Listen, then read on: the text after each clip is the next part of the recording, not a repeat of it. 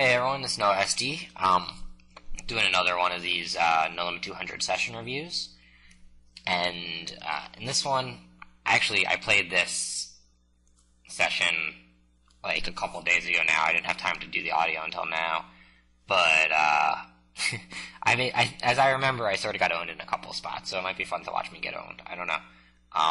But yeah, let's go on to the hands.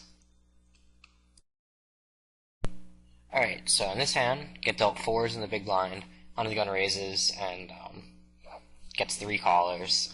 Obviously, really standard call there. I think squeezing would be a little ridiculous. Maybe you can make a case for it. I flop a set, a side draw E board, draw E board, and I decide to lead out because I think this is pretty standard, but you know, it's a 5-way pot. So I don't think anyone's going to stab with air. People might not even stab with 5-6. So it's really a spot where I don't expect to induce any bluffs. You know, I'd like to be able to bet and get raised. I don't want to check raise and look really strong. If I bet, I'll definitely get called by an ace. So yeah, I think it's a pretty nice spot to donk. I don't donk much, but I also don't play 5-way pots much. I ended up getting called by the preflop raiser and by button, and that leaves everybody with pretty short stacks. Preflop raiser has a bit more than pot left, and button has like 2/3 pot left or so. So because of that, I choose to check a deuce turn.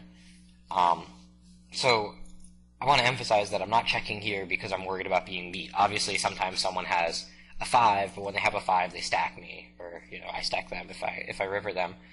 But that's not the point. The point is that because of these stack sizes, if I check and they bet, I get their stack, and it's more likely that